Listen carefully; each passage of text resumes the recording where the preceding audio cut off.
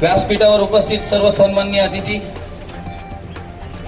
आजच्या कार्यक्रमाची शोभा वाढवणारे, आज के प्रोग्राम की शोभा बढ़ाने वाले अपने सबसे चहीते और दिलपज गेस्ट ऑनरेबल डॉक्टर बू अब्दुल्ला सर, मैं आपका सच में ये मुंबई पुलिस और महाराष्ट्र के पुलिस परिवार और सब पुलिस फैमिली की तरफ से मैं आपका शुक्रगुजार करता हूं, क्योंकि आप दुबई से मुंबई पुलिस के लिए आए हो।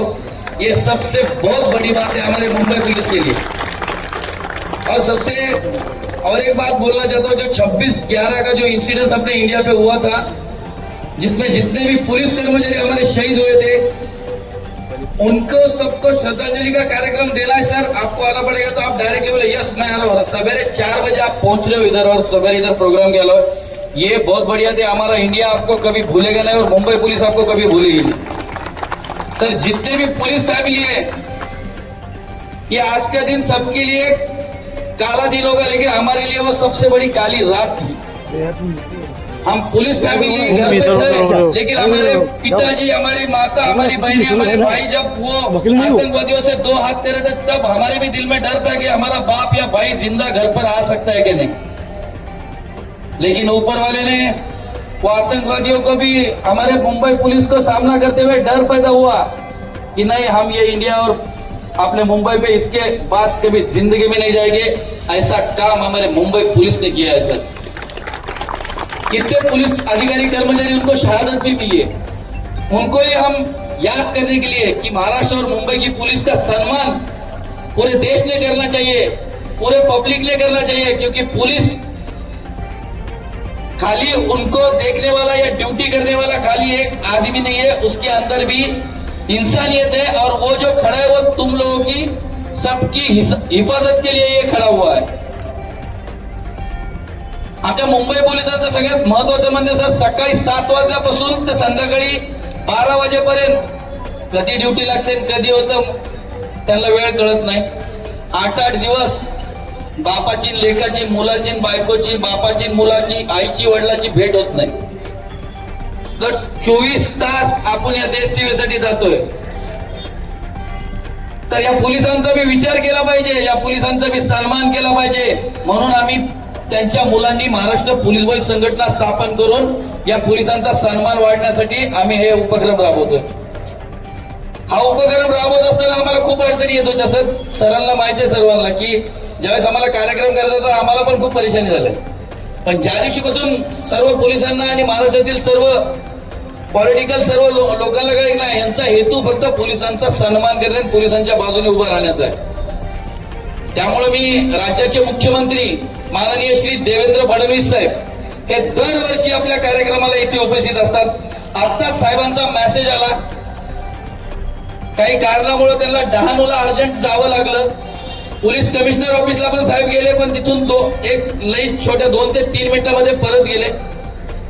मला साहेबांनी असं म्हणते की पोलिसांच्या कार्यक्रमाला मला यायला आवडेल, पण मला अर्जंट डहाणूला जावं लागणार आहे, म्हणून मी इकडे येऊ शकत नाही। त्यामुळे मी साहेबांना म्हणलं सर हरकत नाही, मैं माननीय मुख्यमंत्री ये पण मैंने ऑनरेबल सीएम सर को ये भी बात बताई। सर दुबई से अपने गेस्ट आए, वो अपने मुंबई पुलिस के लिए, अपने होम मिनिस्ट्री के लिए बहुत सालों से काम करते हैं। तो उन्होंने बोला कि नहीं मुझे उनको मिलने के लिए अच्छा लगेगा, लेकिन एक दिन टाइम लगे। भैया आपको सर ने इनविटेशन दिया है, आप उस दिन जाना है। मैंने सर को बोला है कि उन्होंने मुंबई पुलिस के लिए एम्बुलेंस दी है, ये सबसे बड़ी बात है सर। और ये एम्बुलेंस सर पुलिस वालों के लिए फ्री ऑफ चार्ज है, मोफत ही एम्बुलेंस मुंबई आणि महाराष्ट्रातील लोकांसाठी वापरण्यात येणार आहे। याचा कुठलाही मी ज्या वेळेस बू अब्दुल्ला सरांना म्हणलं सर आपका प्रोग्राम को तो आना है, तो बोले कि मैं नहीं यार, मुझे कुछ तो भी तुम्हारे मुंबई पुलिस के लिए करना है। हम आपको मांगने से पहले आप ही हमको सब कुछ दे रहे, तो इससे बड़ी ताकत क्या होती है सर। आप बोले नहीं मैं आपका एम्बुलेंस दे रहा हूं, चलो आप एम्बुलेंस करो। ये सच में आज के 26/11 के शहीदों को सच में श्रद्धांजलि मिली है। वो आखिर पूरे दुबई ने इंडिया को सलाम किया, ऐसा है सर। और हमारा इंडिया भी आपके दुबई को सलाम करेगा। आज या कार्यक्रमाला सर्वांनी आलात। सर्वांनी आज घरी जाताना आपण फक्त एक करायचं, आपलं एक ब्रीद वाक्य ना जातीसाठी ना पातीसाठी, एक दिवस पोलिसांसाठी। जिथं पोलीस दिसन तिथं त्यांना एक गुलाबाचं फुल देऊन धन्यवाद म्हणा, ही आपली आजची संकल्पना आहे. बरं, ते आपल्याला फुल देऊन त्यांना का द्यायचंय की त्यांच्या चेहऱ्यावर येणारं 2 मिनिटाचं स्मित हास्य हे त्यांचं आयुष्य वाढवून देईल. कारण चौकात, रस्त्यावर, ड्युटीला, प्रत्येक ठिकाणी पावसात उन्हात कर्तव्य करणाऱ्या त्या पोलीस कर्मचाऱ्याला कधी रागाने जनतेने पाहतात. ती जनता अशी समजते की हे फक्त पैसे खातात. हा साप खोटा आरोप ही काही लोक लावतात. अहो, कोरोना काळामध्ये सर डॉक्टर आणि पोलीसच रस्त्यावर होते. जब कोरोना चालू था भाईजान, सब मुंबई पुलिस, महाराष्ट्र पुलिस रस्ते पे थी. कोई मिनिस्टर, कोई एमएलए रस्ते पे नहीं था. लेकिन ये पुलिस हमारे, जब हमें भी डर लगता है ना सर, हमारे बाप भाई बहन कब ड्यूटी को जाएगा तो कुछ होगा. लेकिन ऐसी परिस्थिति मुंबई और महाराष्ट्र में थी. कोरोना में किसी बाजू के घर में कोई खास रहा है तो ये पुलिस वाले को फोन करके बोलते थे उधर खास रहा है, उसको लेके जाओ, जैसे वो चोर है. लेकिन उनको उठाने की डीलिंग कोई करता नहीं था. लेकिन हमारा पुलिस वाला कोरोना पॉजिटिव हुए पेशेंट को कंधे पे उठाकर हॉस्पिटल लेके गया, लेकिन खुद की बीमारी का कभी सोचा नहीं की उसको त्याला ती लागण होईल, त्याच्यामुळे त्याच्या परिवाराला लागण होईल, हा विचार नाही केला. अहो, आमच्या आई बापांनी, म्हणजे ज्यावेळेस आमचे बापा ड्युटी जाते पोलीस कॉलनीच्या दारामध्ये, घराच्या दारामध्ये जेवण केले हो, हाताने ताट देऊन. म्हणजे बाहेरचा त्रास, घरचा त्रास, बरोबर ताई? का ते मध्ये येऊ शकत होते, पण माझ्यामुळे माझ्या मुलाबाळाला, माझ्या पत्नीला याची लागण होऊ नये, त्यावेळेस पूर्ण अंतकरण भरून यायचं, ही परिस्थिती होती.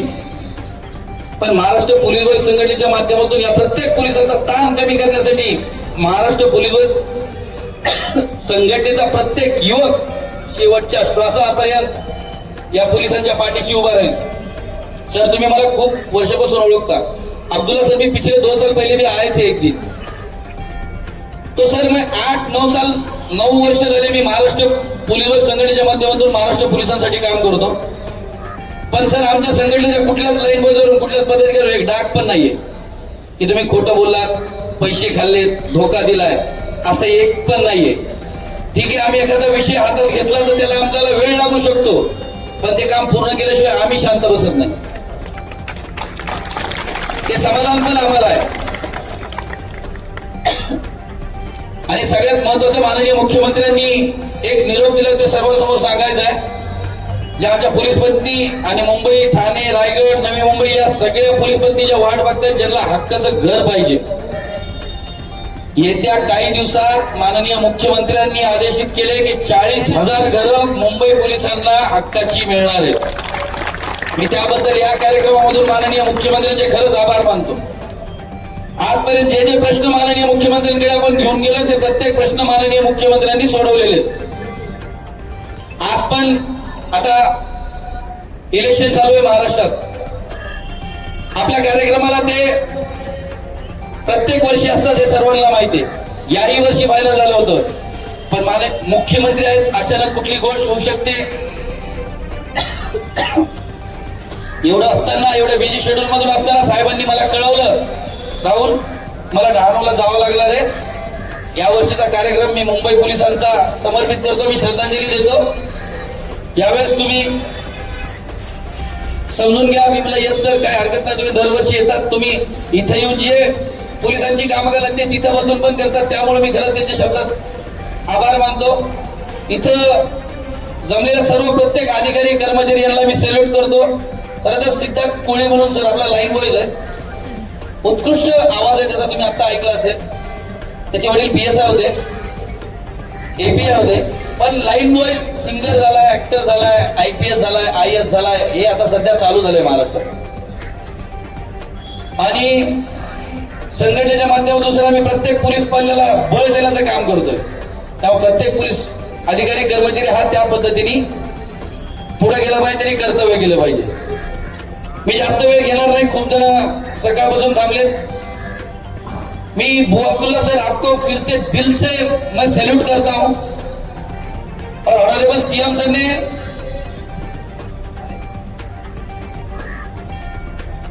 मैं आपको दिल से, तहे दिल से शुक्रिया करता हूं सर. आप इस अनाउंस करूं सर, मुंबई पोलीस आयुक्त साहेब यांचं या ठिकाणी आगमन झालं आहे. देवेंद्र भारती सरांचं, मुंडे साहेब मुंडे साहेबांचं या ठिकाणी आगमन झालं आहे. हे जा साहेबांना